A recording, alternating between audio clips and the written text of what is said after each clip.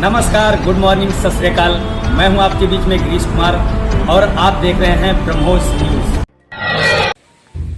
शादी जो समाज में होती है, सभी समाज में होती है और समाज को जोड़ने का काम करती है। शादी विवाह इसी का नाम है, इसी से समाज जुड़ता है। और उस शादी को लेके उस लड़की के माता पिता गार्जियन से पूछिए कि एक लड़की की शादी को लेकर के क्या कुछ दिक्कतें परेशानियां उठा करके एक लड़की की शादी करते हैं और ऋणी कब तक रहते हैं ये कोई नहीं जानता।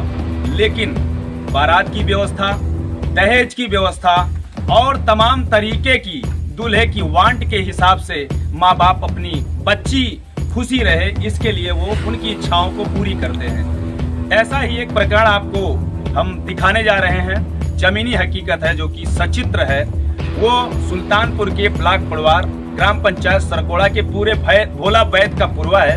वहाँ पे मुझे सूचना मिली कि एक महिला है जो कि बहुत परेशान है और वह कल परसों से आकर के अपने ससुराल में रह रही थी, मायके गई थी, उसके पति ने मायके छोड़ा था और यहाँ आती है तो क्या पाती है स्वागत में कि उसकी सासू माँ उसे पहले तो घर के अंदर दाखिल नहीं होने देती हैं।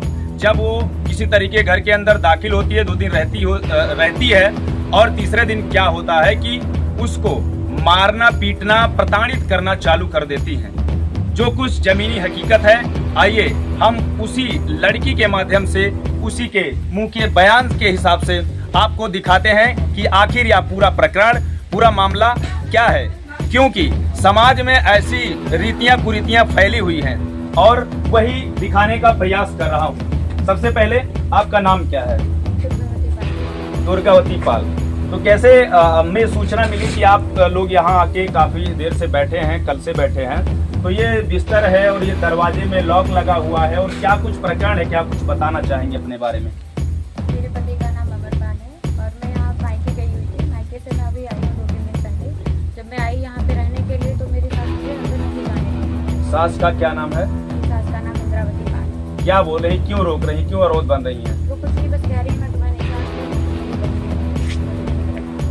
आपकी शादी कब हुई थी, कौन से सन में हुई थी? मेरी शादी 13 फरवरी 2024 को हुई थी। तो आपने निकटतम पुलिस को नहीं बताया, पुलिस व्यवस्था नहीं ली? मैंने पूरी पुलिस व्यवस्था ली, मैंने बोला, लेकिन पुलिस से मुझे कोई सहायता नहीं मिली। पुलिस से अभी तक सहायता नहीं मिली।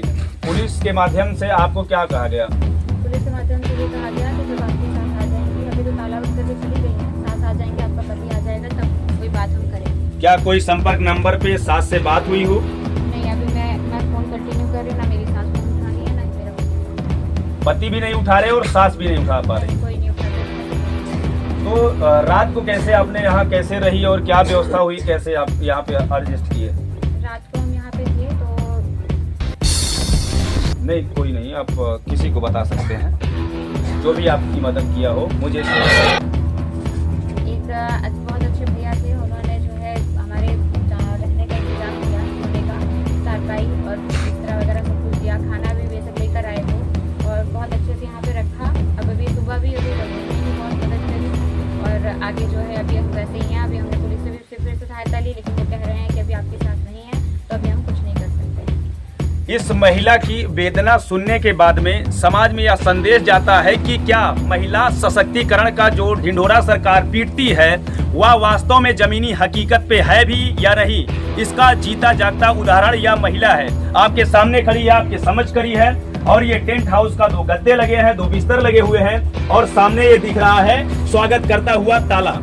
ये मेन दरवाजे का ताला है जो महिला अपने ही ससुराल में अपने घर के अंदर जाने की कोशिश कर रही है, लेकिन उनके घर द्वारा, उनके सासू माँ द्वारा वो लॉक कर दिया गया है और यहाँ से सासू माँ जो है लॉक करके कहीं चली गई हैं। संपर्क करने की कोशिश की जा रही है। महिला बता रही है कि हम उनके पास कई बार फोन करें, लेकिन सासू माँ फोन उठाने के लिए कतई राजी नहीं है। और आपके साथ कौन कौन आया है? मेरे साथ मेरे मम्मी पापा। कहाँ है मम्मी पापा? आप है पिताजी? जी, क्या नाम है? गायत्री प्रसाद पाल। गायत्री प्रसाद पाल जी। तो आपने अपनी बेटी की शादी बड़े धूमधाम से की होगी? जी हाँ। तो उस बच्चे को भी जानते होंगे जिसके साथ अपनी बच्ची को ब्याहे हैं, क्या नाम है उसका? अमरपाल। क्या बोला था, क्या डिटेल्स अपने बारे में, क्या कुछ जानकारी दिया था आपको शादी के समय? मैंने इनको बताया था सारी बातें। मैंने ये भी बताया कि भाई मैं शादी पहले लड़की की थी और वहाँ से उसका डिवोर्स हो चुका है और मैं ये बता दे रहा हूँ, शादी हो या ना हो, लेकिन ये कल का ये मत लक्षण लगाना कि तुम हमसे नहीं बताए। मतलब आपने साफ शब्दों में कह दिया था कि मेरी लड़की की शादी हो चुकी थी मेरी बेटी की, और डिवोर्स भी हो चुका है, ये जानकारी लड़का वर पक्ष को थी। जी हाँ, मालूम था, बताया था यहाँ पर। और हमारे साथ में हमारे एक रिश्तेदार हैं, वो भी आए थे साथ में लेकर, उनके सामने हमने बताया। अच्छा, तो ये कल भी या परसों भी आए थे, जैसे कि बच्ची के साथ ऐसा हो रहा है, तो क्या कुछ माता पिता को क्या कुछ फील होता है कि कितने कष्ट से अपने बेटियों का शादी करते हैं, उसके बाद में ये तरीका हो जाता है, तो कितना हृदय विदारक होता है। मैंने अपनी जमीन को बेच करके किया है। जमीन बेची थी आपने? तो एक पिता की आह है जो कि ये करा कर रो रहा है, और इस तरीके से अपने बेटी का ब्याह है, क्योंकि बेटियां वो आंगन की चिड़िया होती हैं, जाते वक्त कोई भी हो उसके आंखों से आंसू छलक ही जाते हैं। और माँ की वेदना क्या है, माँ क्या सोचती है, माँ क्या कहती है, किस तरीके से अपने बच्ची का शादी करी है। वो सब कुछ जुआ के सरकार से क्या मांग करना चाहती हैं? सरकार से क्या मांग करना चाहती हैं? तो ये महिला है, कुछ नहीं कह पा रही है, बाकी बातें इसके हृदय में तो बहुत हैं, और वेदना भी इतनी है कि शायद दिखाया ना जा सके। और अपनी बेटी की शादी करने के बाद में आज उसके ससुराल में आके एक माँ बाप खड़ा है, भीख मांग रहा है कि मेरी बच्ची को आश्रय मिल जाए। वही बाप है जो कि कुछ दिन पहले, एक साल पहले भी, विगत वर्षों एक साल पहले दूल्हे राजा को बखूबी जो कुछ भी इनके पास था सबसे अमूल्य धन अपनी बेटी दिया, उसके बाद में दान दहेज देकर विदाई दिया और बारातियों का स्वागत किया। लेकिन आज दिन ये है कि ये महिला जो कि एक घर की बेटी है, एक घर की बहू है,